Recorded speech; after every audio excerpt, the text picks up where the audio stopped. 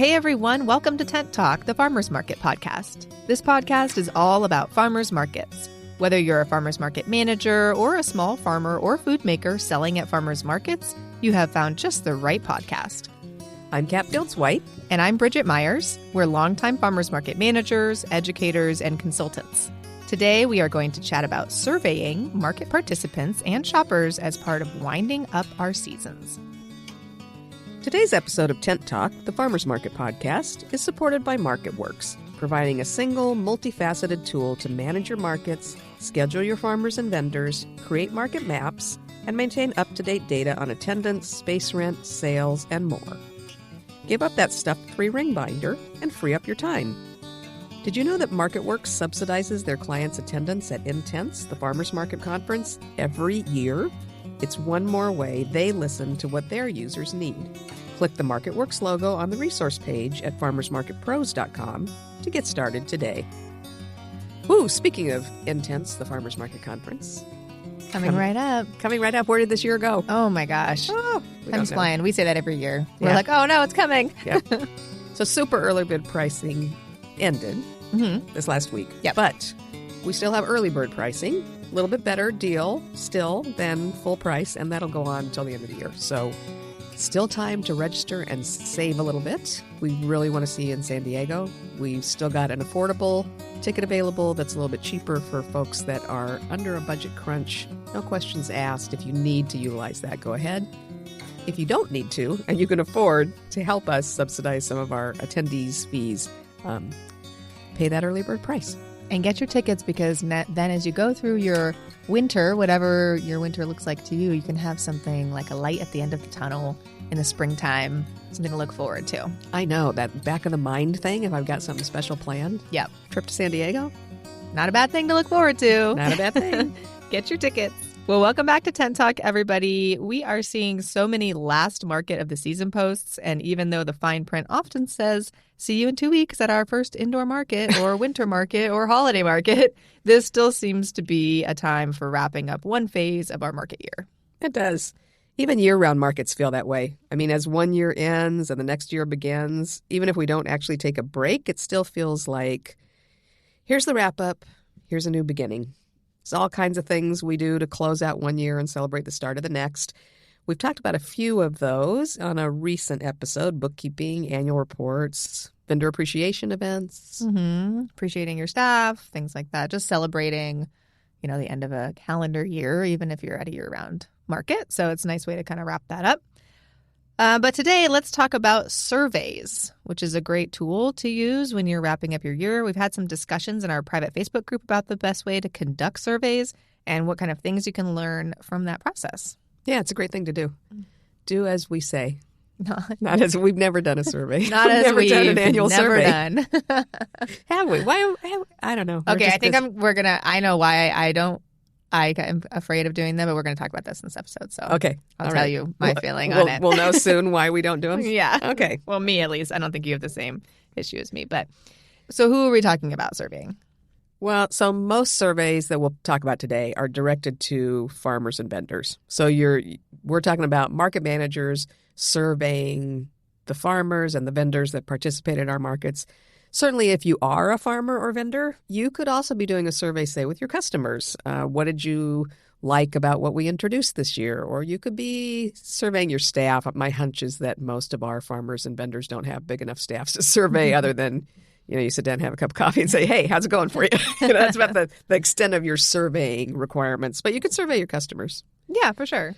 But mostly what we're talking about today is managers that are doing an organized survey of the market participants. We'll talk a little bit towards the end about also surveying your shoppers. But pretty much what we're talking about today is surveying the market participants. So if you're a participant, you might want to listen in we'll talk a little bit about why managers would want to survey participants and what kind of answers they're looking for, and that this is all just to gather information and make the market better, not for nefarious purposes.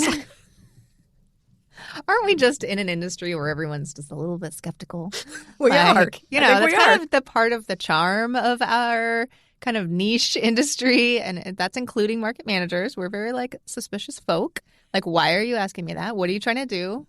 Why do you want that information from me? So I get it. That's the nature of today's collapse of civilization, actually. I mean, also that. But, it's small business, perhaps slightly more type A personalities True. in one singular area than some other industries.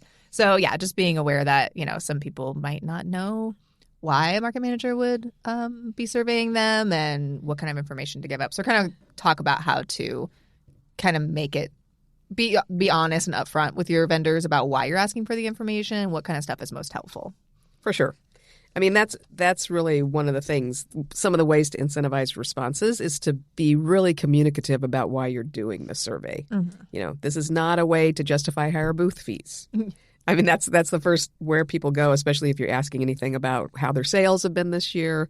And I think sometimes that doesn't serve us well because if we're trying to collect information to impress local authorities and policymakers about what a boon the market is to the whole economic system in a city or town or neighborhood, and then everybody underreports because they're afraid that what we really want to know is, are you making money? We're going to charge you more. Mm-hmm. That's not good for any of us. No. So it's good to kind of tell your vendors that that gross sales is an indicator of customer spending habits rather than vendor profit. Make sure that they know that you don't think just because they're making great sales doesn't necessarily mean they're making great profit, but we need to know the trends. Yeah, exactly. So to get around some of that suspicion, a lot of managers seem to be running their polls with anonymous responses. So that's one of the decisions you want to make. Yeah. So you can set up a Google form that doesn't collect any information and they can fill that out. Or I know we're going to talk about how to do it, but just, saying, hey, you don't have to tell me who you are. I'm just looking for data collection. Just right. For, A, B, and C reasons. Right. Yeah. And you may get more honest answers that way. Mm-hmm. You may also get snarkier responses. Mm-hmm. I mean, there's something about what people feel free to say when they don't have to identify themselves. Yeah. As people do when they are just sitting at their keyboards, what they say is maybe different than what they'd say if they were having a cup of tea with you and having this discussion or having their name on a form. True. So you know who they are. So yes, that's definitely something that can happen if you're going to go the anonymous route. But again, the plus is that people might be more forthcoming with some more detailed information.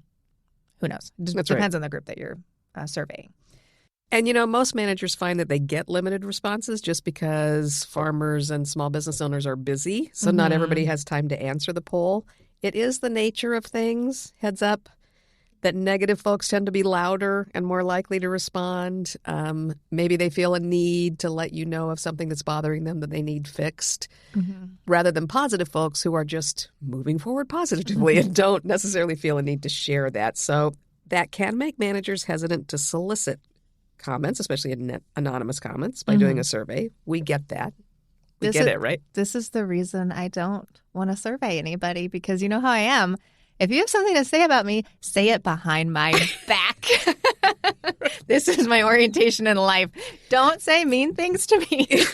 But that's my personal Bridget kind of way that I am. But if you put your manager hat on, you kind of have to be able to listen to that negative feedback if there is some, and think of it as a starting off point for maybe adjusting something that can be adjusted where it could make somebody happier or whatever. I mean, we're not all perfect, so maybe someone's just going to tell you that something that you're doing is not really helping them the most, and that could really in the end turn out to be something that's helpful for everybody. So, well, a lot of times if they're saying something negative, what's happening some of the time is this. They're talking about something that they don't like an ag regulation. Yeah. That they think you've made up to annoy them and make their life difficult. Yeah. So that's an opportunity. It's not something that you can change, but it's an opportunity to find out that this is very frustrating for people, and also to find out sometimes that they don't realize that you're just the messenger. Yeah. And so that can give you some hints about how to communicate things to your vendors. Hey, we have to do this because this regulation says so, as opposed to just saying, we have to do this. Mm-hmm. So these kind of surveys can give you some hints about maybe what you should be sharing with your farmers and vendors. Yeah, it's a nice way to have conversations about these things that maybe the vendors have been holding on to this for a long time. They haven't wanted to bring it up, but they've been kind of feeling that you're picking on them or that you're making rules up unnecessarily. So then this can really open the door to just have a conversation about it. And in the end, make for a better relationship with your vendors. For sure. Yep. Yeah. I mean, it's not just consumers and shoppers that need to know hashtag farmers markets don't just happen. I think a lot of farmers and vendors don't even realize the number of regulations we have to comply with and the number of regulatory agencies that we're answering to. Yeah. Depends on where you are. I mean, granted, there are some areas where the market manager does get to make all the rules. but or they have unnecessary rules, whatever, I mean, that is kind of up to the market manager, and markets are run in different ways. And so if you're enforcing something, but another market manager that they are a participant in is not enforcing it, even though maybe they should or whatever, or they're in a different county or they're across the state line, or if you're in a situation where you're going to multiple markets in different areas, there might be different rules based on the area, and the vendors and farmers might not be aware of that. So it's a good way to just kind of explain, well, here we have to enforce this rules, like they come into effect and we get in trouble if you get in trouble. So but you may not know that you need to explain that. That sometimes surveys are a way to uncover things that people are thinking that you just aren't even aware of. They don't even know to ask why we're doing it. They just assume you've made it up. So a survey can be a good chance to unearth some of that stuff. Yeah, that's great. For sales info, sometimes asking for a range of their weekly average may feel less intrusive than asking for precise numbers. Yeah. So that's a tip that you can kind of change how you get responses. What one of our followers in our private group, Alicia Lauren Hagler, does is she adds some interesting info to preface each question. So she says, for the end of the year, I throw in fun bits of info like the highest monthly booth average. This is what our highest monthly booth averages and weekly sales. Here's the question. What do you average? Oh. I mean, so that's great. So you may get higher sales responses. Hopefully they're just honest, whether they're higher or lower, because of that competitive nature. I'm not going to understate my sales because so-and-so, that'll make so-and-so look like they're doing better than me. Yeah. She mentions things like market dates that have the most vendors before she asks how many market dates you attended. Mm-hmm. That's fun. So you know if you're missing them. She mentions the longest participating vendor before asking, how long have you been in the market? So if you're asking anonymous questions and you need to lay some of that groundwork, that can be a fun way to tell people why you're asking these questions and what you're going to do with this information. Next year, we're going to mention you as the longest participating vendor. I like that because it kind of just ties it back to, it's not just like a open-ended question and people are wondering, what are you going to do with this info? If they can kind of see the averages or, those kind of achievements that have been made in the market, that's probably more likely they want to answer and they want to throw their kind of data in that ring too. So that's great. Yep. Yeah. So there's various ways to do surveys. A Google form, SurveyMonkey in a very organized way. You can have an option on there whether to add your name or be anonymous. I will say that many of the managers in our group have said that when they give the option to be anonymous, a lot of folks put in their business name anyway. Yeah. So that's interesting. And maybe it's because they would love to have a direct answer or explanation about one of these questions. So they said it's surprising how often people don't insist on being anonymous. Yeah, well, I think that is also true. Like when we, especially like on this podcast, and we talk to vendors and they tell like their vendor story, it's kind of like the vendors want to tell their story. They want to tell the manager how they're doing. They want to talk about their business and maybe be specific. And it's sometimes we forget like, oh, yeah, they want to tell us about this. And they have really interesting stories. And they have really like if I get anecdotally, because we haven't done a survey, but if vendors come to me and give me basically survey information and tell me about how their business is doing, like it is really interesting and it helps me understand the market as a whole better when I get that feedback. And so I think, as a vendor, they might want to say their business name. So then maybe you can ask a follow-up question or have a deeper conversation with them. If it's anonymous, you can't really, if you didn't understand what they said, you can't go back and clarify anything. So yeah. So even if you're doing an anonymous survey, give folks the option to unanonymize it if they want to be recognized and they might want some specific feedback. Yeah, I think that's great. Now, there are markets that just do handwritten surveys. Sometimes you're in an area where your farmers and vendors are super low tech. Yeah. And they're just not going to sit down and do something digital. Yeah. So there's a few ways to do that. You can walk around with a clipboard and ask questions if you're got that kind of time on your hands. You can do handwritten surveys, so a little survey form that you pass out. If you still want to keep it anonymous, what you might want to do is put those survey forms on different colors of paper, for instance, that identify whether it's a farmer or a food vendor or non-food, if you want to know kind of what the experience is for different categories of vendors. Or you can ask vendors to just check a box that identifies those things. We did have... we talked about, but never did, that kind of a survey because we know or at least we know on a self-reporting basis. We don't know for sure, but we know roughly what our farmers make because we have to report that as an aggregate, not individually, but we have to maintain those records for the ag department. So we don't charge a percentage rent, but we ask our farmers what their sales were each week. But we don't charge a percentage rent, and we have never asked any of our other vendors what they make a week. And when you're looking at applying for grants or appealing to policymakers for support because you're adding to the local economic engine, it would help to know what sales are altogether. And so we've thought about doing an anonymous slip of paper where once a month or once a quarter, everybody has to fill in their sales. They don't necessarily have to identify themselves, but they have to identify themselves by category. And we've thought about doing that analog as just a little slip. Yeah, I think that can be helpful. And if you're not asking for too much information at once, something handwritten could work. Also, remember that if you have farmers and vendors that don't speak English as their first language or maybe can't read and write English very well, maybe that's not the way that they best communicate in English.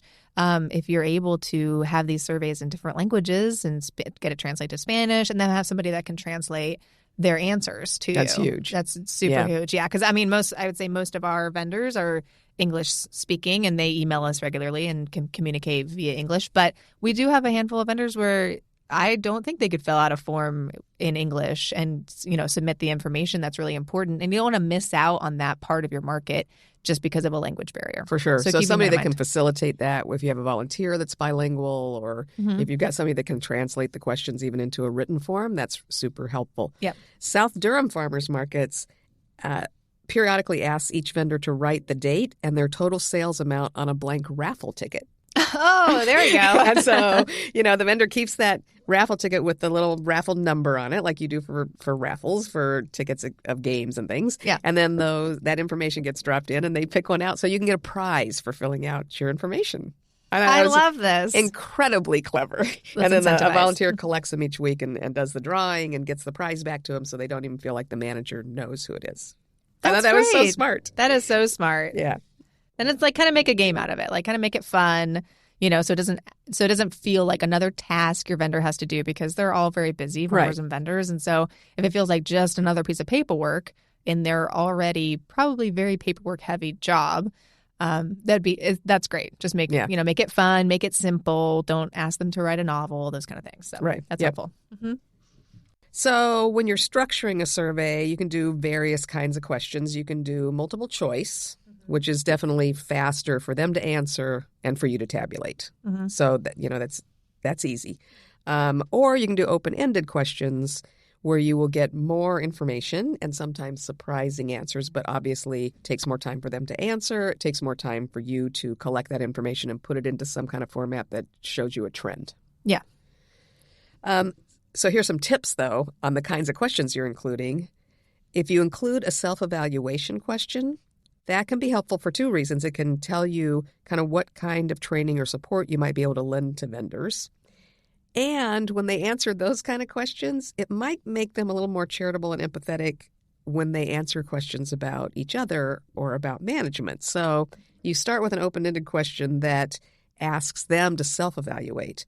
What do I wish I'd done differently this market season? Mm-hmm. What will I do differently next market season to improve my sales or to make the market experience better for me? Or a multiple choice question along those lines of self-evaluation would be, I posted to social media A, every day, B, once a week, C, almost never. I included the market on my website or social to let people know I was there, yes or no. So a little self-reflection. Exactly. Yeah. So they can see how they're contributing to the market and to their market business success before they plunge into letting you know in no uncertain terms how you contributed or didn't. I think that's great to just kind of get them in the right mindset and the most helpful mindset. Because to get them in a mood where it's like, here's your first question, tell me what I could do better to help serve you. I mean, that kind of sets them up for like a little bit of a negative tone, maybe, where it's a rant, yeah, a dump, where it's not really necessary. Where really the most constructive thing for market managers and farmers and vendors is for everyone to reflect on what they have done or haven't done, and then also get feedback. Yeah, so making it both. Yeah, so I like starting that way, and also it gives yourself a boost. ask some questions first that will provide some positive answers so that you can kind of build yourself up before you get into any complaints or things that you might be inclined to take personally. So start out with some questions like, what went well for you this year at the market? Yeah. What product was your best seller? I mean, that'd be interesting to know in terms of which categories seem to be attracting your customers. What's the busiest hour of the market for you? Oh. I mean, that would be a good thing to know. That's helpful.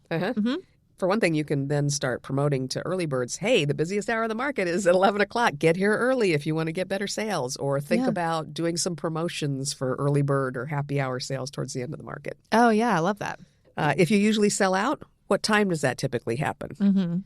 For that, I'd like this to not be anonymous because people are so excited about selling out 2 hours before the market closes, and it just makes me want to bang my head against a large Hubbard squash. People are very excited about it. I'm like, no. And like, they're very excited to tell me, like, oh my gosh, I sold out at noon. I'm like, our market's open till 2. You're aggravating customers and leaving money on the table. Yeah, but it's hard for me to like burst a little bubble right then because they're really excited to tell me that they sold out. And yes, it's exciting to do once in a while, but if they're like, oh yeah, I sell out every day 2 hours into the market, it's like, whoa, okay. We need a different conversation. Raise your price, all kinds of the things that we talk about when that's happening. Yeah, but I like this idea of asking the vendor to kind of, tell us what you're excited about for your business. Like, what's your best seller, or like, what's your favorite product? What's something new that you created this season to sell at the market, and how did it do, and why were you excited about it? I mean, vendors love to tell us that stuff, so it'd be great to just get that feedback on this form. Yeah. It'd be terrific to hear those kind of stories. And then, you can get into more nitty-gritty stuff. Did your sales go up or down overall this season? By what approximate percentage did that happen? Are you 10% down? Are you 25% up? It'd be good things to know, because there's always, I feel like we always say, oh, the market's busier than it was, or the market's slower than it was, but we don't know. Yeah. It's a hunch. Yeah. So some actual numbers from vendors. And again, I think you want to communicate really strongly that we want to know, because this will affect how we approach policymakers, and if we ask for the city to give us more parking spaces, and if we want to encourage some vendor training, or if we need to supply you with some new kinds of social media or other kinds of advertising. We need to know the truth so that we can take the actions that will help you. And I think that's helpful to get kind of in a formal like survey format, because sometimes people are, they'll say, oh, it's slow, or oh, the market's so dead today or something. But then later on, they'll come at the end of the market and be like, well, I just kind of had a hangover today and I was in a bad mood, but I ended up like selling a lot of stuff actually. So it's like this, if you are just kind of, I mean, obviously we're all making comments about what's happening during the day. It's hot, it's rainy, whatever. But I think getting them to like write that data down and actually look at their numbers. I mean, do as Maya Madsen does, not as we say, but I think just writing down that data and kind of saying, oh yeah, like I actually did sell this much on these days, and this was my busiest time. I can see from my Square sales report, or I brought this much product and I left with this much. Like those are real, truthful kind of data points. So kind of getting them to recognize that about their own business is helpful for them as well as us when we're doing these surveys. So, I mean, that alone could be a good reason to do a survey, because we know that our vendors are so busy that they're just doing what they need to do to get through the next market.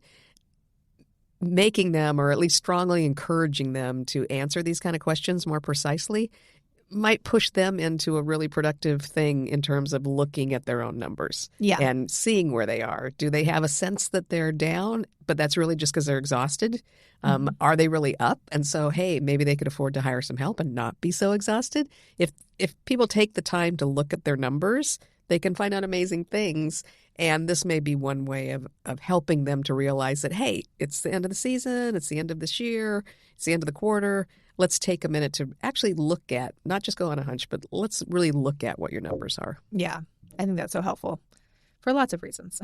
Other kinds of questions. What were the most helpful things the market staff or volunteers did for you? That's a good question. I love that. That could elicit a positive response. Yeah. And then, of course, you got to be ready to take the sour with the sweet and ask, what would be helpful for us to be doing for you? Yeah. And hopefully those will be just positive suggestions as opposed to outrage that we don't park their cars. If you could have a valet, that would be helpful. Yes, for that's all true. of us. For all of us. But they could say, oh, you know what? When you do this kind of thing in the morning, it really doesn't help me, set up very quickly. Or if you were to, move this barricade a little bit differently during setup. That could help kind of with the traffic jam and just stuff that maybe we don't realize is happening. And so just getting that feedback is helpful and can actually solve some problems. Yeah, I think getting a different perspective. I mean, we are doing what we're doing and we're tackling the things that we know we have to do in the morning. We don't always know what would be the most helpful thing for a farmer or vendor. Mm-hmm. I mean, maybe something so obvious to them that they feel like we're purposely not doing it to thwart them, but maybe we just don't know what we don't know. We're just not recognizing it. Exactly. Mm-hmm. We're not recognizing that, so it's helpful. And I will say, probably if you've been managing a market for a little bit, you have vendors that will regularly, in a very helpful, positive way, be like, hey, did you know that when this is happening, it's not super helpful? So I have vendors that I know will come to me and kind of tell me if something could be adjusted, like either that my staff is doing or just setup wise, that could help not just them, but vendors in general. So that's great to kind of have eyes on the street. But asking folks that maybe aren't always forthcoming to you or don't feel like they have that kind of close relationship with you, being direct and saying, yes, I do want your feedback. You could really get some helpful things that could help other people, not just them. For sure. Yeah. Yeah. And honestly, maybe that's why we have not done a survey. It's because we actually have a pretty decent size crew of very helpful and vocal vendors. Yes. Actually tell us exactly what they need. Sometimes too much. Just kidding. I love all of you. I'm sure they all listen. But No, they're but great. I mean, we really do. They are I mean, great. you started the market. You've run it for 15 years. I'm your daughter. I feel like, we have a closeness with our vendors and farmers. I feel like that we've built this trusting relationship over many years. And over those years, they've come to us with feedback, and the way we've reacted to feedback has been really positive and understanding. And either we say, you know what, we can't do that because of this, this, and this regulation. And then they still feel good about coming to us with questions, even if they don't get what they want out of it. But I feel like we have a good reputation for having conversations with vendors when they come to us with feedback. So maybe you have vendors at your market that are doing that, but there's also new vendors that maybe don't feel like that. Right. So. And I guess that's the last thing to say about what you want to be careful of when you're giving out a survey or when you're taking the answers in is if you don't intend to respond to those suggestions, Mm-hmm. maybe you don't want to ask for suggestions because that's really going to frustrate people. I mean, if you think they're frustrated now that you don't know what they need and you're not doing it, wait until they tell you exactly what they need, and you're still not doing it. So I think maybe prefacing a survey, if you're asking for things like this, what can we do to be helpful? Prefacing it with, we're taking in information from a lot of people. We're going to take what you tell us into account while we're making decisions that will benefit everybody in the market so that they understand that just because they put it down, if that benefits them, but it's going to hurt the overall market, you're not going to be able to do it. You might mention that we are going to do everything we can to help you within the boundaries of regulations that we have to abide by and what's best for the market as a whole. So it might be a good idea going in, if you're going to ask for a lot of specific suggestions, that you set a framework for what you can and can't, how much leeway you have to actually make changes based on individual suggestions. Yeah. And how much time you have to respond if the answer is no and say, this is why I can't. Maybe this is why we don't do surveys, because I'm I don't have time for this. But we've had That is a great idea, though. we've had times where we've run a lot of multiple markets, had a bigger staff. There's been some of our weekday markets where really it would have been super beneficial for me to go out and survey vendors. I kind of wish I would have done that while I was there, just because I did have the time to kind of make those changes. And instead of speaking to people just one-on-one on the side, it would have been nice to have a little more formal survey out there and help them feel heard. And I did have time to respond and make some changes. And surveying everybody at once lets you know, is this an issue that's only affecting this person, or is this a market-wide situation that you could make a big change by just adjusting something? That's a good point, actually, because I think sometimes when you're not doing a survey to everybody, you're just getting feedback from those louder vendors or vendors that feel super comfortable with you, but maybe they're just addressing things that are affecting them and their business, which is fine. But you're should I make a big change based on just this one feedback? Or is this just this person that's feeling that way and everyone else is fine, so I don't need to make a change? So yeah, there's a lot of reasons to ask everybody at once, I think. I will say that we have not done an overall kind of a generalized survey. We haven't asked for sales numbers and that kind of thing. We have on a fair amount of occasions sent out a vendor advisory that asks a question like, we're thinking of closing on the Wednesday between Christmas and New Year's. What do you think? Yeah. Or we're thinking that this holiday, we're on Christmas Eve this year, or we're on some major holiday. Let me know if you will be able to attend? Will it affect your finances badly if we don't open that day? Mm-hmm. And we have done kind of pointed surveys on individual items like that. Yeah. Well, that's been helpful, yes. Yeah. And just kind of let everybody give us their feedback Yeah. at once. And then sometimes we think like, oh, yeah, they're not going to want to do it. And we'll get so many responses that are like, yeah, I need to be there. And it's like, okay. Okay, So, then we'll open. And we can change, like we don't ask the question unless we really can do either option. Right. So it's nice to hear what the vendors want. Yeah, get kind of a majority rule sort of thing. Sometimes when it works okay either way for us, it's good to know what the majority of folks would like. Yeah. Shopper surveys, that's kind of a different thing, but I think it's a great idea. A lot of folks do shopper surveys as dot surveys. Yeah. So you know what a dot survey is, right? Why don't you tell me? Okay. And our listeners. And our listeners that might not know. So a dot survey is when you set up like a tripod, with a big board, a poster board kind of thing on it, and you have little colored dots that you peel off and stick on so that your shoppers who are just randomly walking by can take a dot and they can put it under various categories. So like Thomasine is she in Missouri? Yeah, Missouri. Yeah. She says she does it as 4 dot boards. So she sets up 4 big poster boards. One board's about attendance. They ask their shoppers to put a dot in the column that says, first time I've been here, I come once a month, I come weekly, I come twice a month. So you find out how many dots are in each of those columns. Another board is a map where you put a sticker on where you come from. So she can tell how far people are coming from to get to the market. The third board is how did you hear about us? So she maybe has a column for Facebook and for Instagram and for the local paper and for a flyer. So the shoppers can put dots into the column that tells how they're hearing about you, which can be really valuable when you decide to narrow down how much time you have to spend on various ways of marketing. Yep. And then the fourth board is what categories did you purchase? So she'll do a column for fruits and vegetables and a column for baked goods and a column for, other grocery products and a column for hot food. And people put dots in those. So again, then how to structure and curate your market to meet what your community prefers. Now, that can be a little self-fulfilling. So if you've curated a market with a bunch of hot food, you're going to get a bunch of hot food dots. So there's always that. That's the thing about polls is depending on who you ask.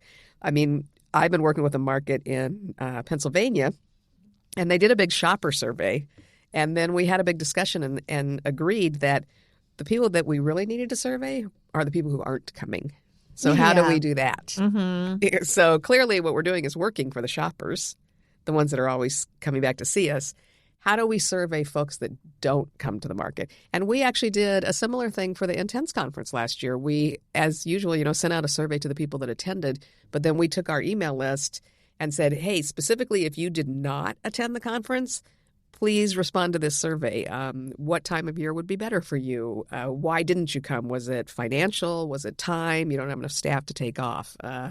What would you like to, what kind of speaker would have made you just figure out a way to get there? So it's really interesting if you can figure out ways to survey people that are not coming to your market, whether you do it with a community partner that asks the folks that live in a senior home down the street from you or a radio station that's having a good time with you. But it can be really handy to survey people that are not already there. That's a great idea, too, because I think we've done this before a long time ago at our North Park market. We were trying to figure out how to move it. It wasn't in the best location in the neighborhood. We wanted to move it. And we asked the business association to send out our survey in their newsletter. Right. So it was just going to just neighbors and it wasn't market specific at all. It was through the business improvement district neighborhood group. And so they sent that out and we got some really interesting feedback on that about the move and do you come to the market? Why not? I think we had some leading questions. Is it because it's in this area over here? But also it informed how to best make the move with the market. What are some things we could do with the market to help people to come out and shop at the new location, things like that. So that was really helpful. I think we had an idea of what we wanted to do, but also that could have, if a bunch of people had come back and said, oh, no, it's perfect where it is, I can't get there on Thursdays. Yeah. We may have taken a different tack. Yeah, exactly. Yeah, so it'll give you some feedback. So you can work with, schools or business groups or just anything that's out there. I mean, next door, I feel like that's kind of a negative cesspool sometimes, but just a good group of, neighbors that are around where your market takes place, but aren't necessarily coming. You can table at other events. I was just going to say, go out to that neighborhood block party and have a short survey on there. And again, using, what the other market had suggested, make that survey part of your raffle ticket where you're giving away, shopper bucks or a plant or any of those fun things that induces people to answer just maybe 3 simple questions. What time would be the best time for you? What day could you shop? Yeah. Kind of thing. Yeah. So open-ended shopper questions would be those kind of things. What time, when do you usually shop for groceries? Yeah. During the week. What other types of vendors would you like to see at the market? Mm-hmm. What would make market shopping easier for you? Again, valet parking, probably going to come up. And also taking those results with like a little grain of salt. Sure. Someone might be like, oh, yeah, if you were open half an hour later, I would totally come. But will they? Maybe I they don't know, would. Yeah, maybe they would. But just kind of, it's good to have data. You can't make a lot of decisions without having this kind of information, so it's just getting it out there and collecting, and it might surprise you. There might be a whole lot of people telling you one thing that you never even thought of, and then you can make that change and do that one thing, and it can really help your market. So absolutely, just getting the information. And I think for shoppers too, so that you get their help in promoting and growing the market, a little self-evaluation question could be a good thing. Mm-hmm. How many people did you tell about the market this year? Yeah. How many people have you brought with you to the market? Who's your favorite vendor? Have you told the vendor that they're your favorite? Yeah, that's a good idea. Yeah. Have you posted about on your social media when you come to the market? Right. So kind of a little self-reflection for the shoppers too is helpful. Yeah. Give them just some subtle ways that they might help keep their market thriving and alive. For sure. Yeah. I think vendors are going to start sending out market manager surveys pretty soon. We're all going to have to fill these out, which is fine. Some feedback too. So no matter what you're asking, surveys are just one more way to communicate with your farmers and vendors and shoppers. Communicate. So often we're sending vendor advisories and doing all of the talking, and surveys can be a great way to take time to listen and see your market from another's perspective. So survey on. Thank you for listening today, and thanks to MarketWorks for supporting managers with a multifaceted tool to manage your markets and collect and maintain that up-to-date data on attendance, sales, and more. You can do it easily inside the MarketWorks program. And thanks to them for supporting Tent Talk, the Farmers Market podcast. Click the MarketWorks logo on the resource page at farmersmarketpros.com to get started today. And while you're on our website, register today to meet Chris and the MarketWorks team and other providers of resources to make your market business more profitable and less stressful at Intense, the multinational farmers market conference in San Diego, March 4th through 6th, 2024. See you there. Thanks for listening to Tent Talk today. Please leave us a review on your podcast app or wherever you listen to Tent Talk. Let us and others know how you're enjoying the podcast. Be sure to subscribe so you don't miss the next episode of Tent Talk. Connect with fellow farmers market folks in our private Facebook group, the Farmers Market Pros community. Follow us on Instagram at Farmers Market Pros and find online education and other resources on our website at farmersmarketpros.com. Tent Talk is brought to you by Farmers Market Pros, where passion meets profit. Tent Talk is produced by Leandra Hayes with original music by David Mead. Tune in next week for another great episode.